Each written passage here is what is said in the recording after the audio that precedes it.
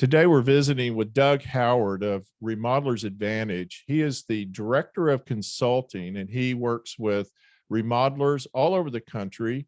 And I thought it would be a great time for us to visit with Doug and talk about some of the challenges some of you guys are having. And as a consumer, these are important to you as well, because whatever affects your contractor ultimately ends up somehow affecting you and your project. So welcome to the show, Doug. How are you? I'm great, Alex. Thanks for having me. Man, I'll tell you, we are going through some really bizarre times, really in every aspect of our lives, in every business and every trade. And but the remodeling industry and actually the new home building industry have some similar challenges, and that is supply chain issues. And I know that some of the builders that I talk to are having to sort of rethink how their billing processes and bidding processes are going, because they don't have a lot of dependable numbers on materials and things like that. What are some of the 2 or 3 top questions your remodelers are asking you regarding that, or the challenges they're having in that regard, the getting product and getting it timely, and how to deal with that? Sure. That's a great question. I think everybody's dealing with it. One of the things that we hear a lot is, when I'm pricing jobs maybe 4, 5, 6 months in advance, when we're doing design and people are making selections, how do we capture costs that are accurate, that are going to still hold 6 months later when we're actually doing the project? So the longer that period of time is, the more challenging that becomes. Second really is about processes. There's one thing, maybe 2 years ago, if we ordered the wrong thing or something came in with that was broken or something like that, it was a problem. But now if there's a 14-week window to get it replaced, it's a much bigger problem. And I think that's, something everybody deals with. And I think the other thing is, we're very fortunate. We get to work with remodelers that are, I think, of very high integrity. But part of that is, how do we build on this relationship with the customer when there are so many things unexpected that can pop up, right? One of the things that I think a good remodeling company tries to do with the consumer is let them understand what the process is going to be, the time frame, take some of that worry out of it. And sometimes that's really hard to do when you're not 100% sure what the answer to the question is. Or Well, I've what got may to tell you, I've looked at some pretty big projects this week or the last couple of weeks, and I've had people calling me pretty much every day. And one of the things that I'm challenged with is, I don't want to go in there thinking, negative and oh, the world's, everything's crashing down around it. I don't want to put a dark cloud over my relationship with somebody, but there is a realistic, you have to be, there's some line you have to cross. Maybe this has always been the case, but you have to walk this line where you're realistic with them. So you properly set expectations. Mm-hmm. And you also don't make them feel like this is just going to be miserable for the next 6 months. Right. Yeah. Yeah. No, I always tell people, taking somebody through this process, I mean, it's always a challenging process. But the example I always give is, if I was going to climb Mount Everest, which I wouldn't, but if I was, I'd want to go with someone that has already gone, that knows how to navigate it successfully, knows how we should plan. And, that to me is the value of a remodeler that really has a handle on what they're doing, taking people through the projects. Now, there's always going to be unexpected things, but that's what you prepare for. Now we're kind of saying, hey, how would you like to go up that mountain in the most inclement weather? I'm still a good guide to, and I'm not breathing oxygen. Right. But, no oxygen. But there may be a few more curveballs than what we would normally experience in better weather, right? So, well, I mean, when you're looking at a big project, and I met with a lady the other day, and she, it's gutting a house and redoing it, and she's like, but I think I can live upstairs while you do it. She doesn't have kids or husband or anything. And I was like, no, I don't think you can. Yeah. I think that's a really bad decision. And the problem is when if someone's leaving their house and they're leaving their house for a project, and you can't really, I've had that happen. Of course, I've been in business 40 years. So I've had to deal with this an awful lot, and doing the big projects that we do. And so normally I can say, hey, they'll say, well, how long do I need to, lease someplace for or plan on being gone? Yeah, I don't know, 10, 12 months, just All right. get a flexible lease if you can. Well, now I don't know what I can tell them. I told the lady the other day, I don't know. Uh, I can tell you what the prices are today, and that's what we'll do, but I don't really know a lot of the pricing until the material drops. That's when they're going to bill me for it, and it's whatever it is then. And I can't always tell you, and neither can the supplier, when it'll get here, because there's a Right. lot of things that we used to just walk in and buy that now they're not available. Yeah. Yeah. Well, Alex, I think one of the things we see is that, because there are so many things that are harder to control, I think sometimes there's a feeling right now in the industry that, well, I really just can't plan. I just can't plan on anything. What we are seeing some companies do really well and some consumers do really well is to say, well, because there are certain things I can't control, I'm going to be all over the things I can control. Right. And so That's we're going to great. make Yeah. sure that Mhm. we're double checking these orders or Mhm. measuring again, or, the customer that can make that set of selections in a timely fashion. Any of those things where there's some variable that we can control dramatically improves the possibility that even though things are going to pop up, we can still keep this within a range, a budget range, and a time frame that makes sense. And so I think one of the things that good contractors, good remodeling companies can do, and consumers should push for as well is, tell me what I can do to help this process. Tell me what the expectation is. Because sometimes we'll say, I'll hear people say, well, it took them X number of months to make their selections, or we're on our fifth design. And I'll say, well, what was the expectation? What did you tell them went on it? Mhm. Because for a lot of folks, they've never done these projects, right? And so we can say, listen, it might take 3 designs, it might take 4, but it's probably not going to take 17. Well, then by the time we're at 5 or 6, we start to know, hey, there's a different issue here than just sort of the craziness going on in the world. And I think that's true of internal processes as well. And we do a lot of work with lean, streamlining processes, process Mhm. improvement. And one of the things about lean, it's funny because sometimes people think it's a cost reduction kind of a thing, or it's really all about quality. It's about getting a quality And order, what's it called quality process. again? Lean. And that's a Yeah. program? Yeah, so it was actually created. It's used a lot in manufacturing. It's getting more and more recognition in the remodeling world, but it actually came out of the Toyota production system back in the late 50s and early 60s.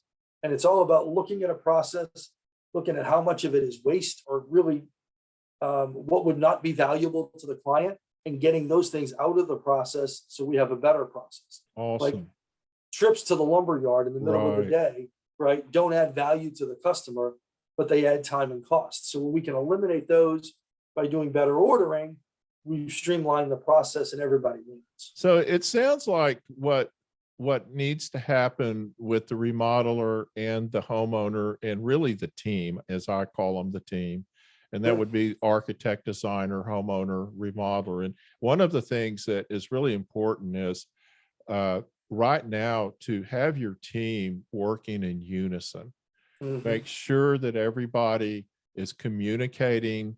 If the designer and the homeowner decide they want a certain product or a certain type of product, and the architect needs to get that included in maybe in a page, so the remodeler knows how it's installed or where it's installed, that everybody communicates at the same time, because the real time factor, it seems to me, has been getting product and getting Mhm. product timely.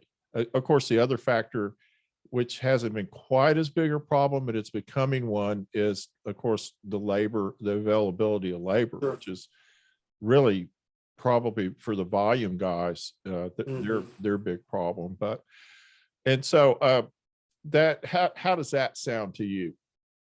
Yeah, no, I think that's critical. And I think, when you talk about labor too, that relationship with the trades, the subcontractors, how much they're involved in Mhm. scheduling. And it's interesting because I think now people are realizing the more conversation that we have on the front end, whether it's a few more questions we can ask, or, things that we can make sure that we don't get a project that's ready to go into production that production's never seen. And then we find there was a better way of actually building it out, or the estimate wasn't quite right, or, those things. just doing a little more research up front, like you're saying, so that you Yeah, understand when a product is going to be available, or if it's, yeah, or if it's or if you have to go back to them and say, hey, that thing's going to take 3 or 4 months. That's coming from overseas, or or it's sitting out in the ocean in California or right, whatever. right. Yeah, yeah. Wow, that's fantastic. That is such great advice, and we really appreciate it. And hang on a minute, and when we go off the air, I'm gonna got another question for you about some other stuff. So, Doug Howard with Remodelers Advantage, thank you so much. I really do Yeah, appreciate it. Thank you. my pleasure.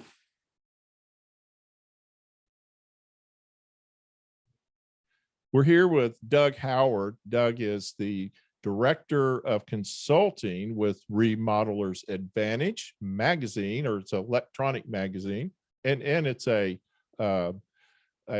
company, an organization that consults with business people in the remodeling industry primarily, and advises builders. They have roundtables. They help people with their businesses, and they kind of know what's going on. And welcome to the show, Doug.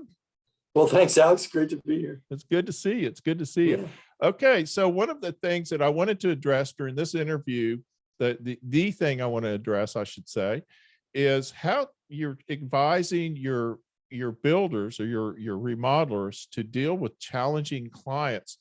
I have, and I know a lot of us have challenges in we think it's the client, but I think what's causing the challenge is the internet. The clients get on there and they think they know more about what they're doing. And honestly, I hear this from lots of different business people. It's builders, remodelers, but other businesses as well, where people do a lot of research on the internet, which is great. They learn about the product, they learn about all these things. And then when they've come to address it with the remodeler, they have already made their mind up. Yeah. And so our challenge is then to say either, hey, that's a great decision, or maybe we need to have a discussion about that. Sure. Yeah, no, it is a great question. And, I think one of the things I always try to remind the remodelers that I work with, that I get to consult with one-on-one, is that, for the vast majority of folks, they maybe have only done, this may be the only remodeling project, significant remodeling project they've ever done. Maybe they've done one or two others, maybe some smaller, but, over the course of our lifetime, we get better at certain things, right? Like buying a car, right? By the time you buy your 10th or 12th or 15th car, the questions to ask, if you rather negotiate or get the internet price, or you know what you like and don't like. Yeah, exactly. yeah, And so the first thing is, a lot of times the customers really, if they're going through it the first time, they don't really know the process. They don't really know some things. And then, like you said, for others, they've gotten a little bit of a taste of it, either on cable television or internet or whatever, and they have a little bit of flavor for it.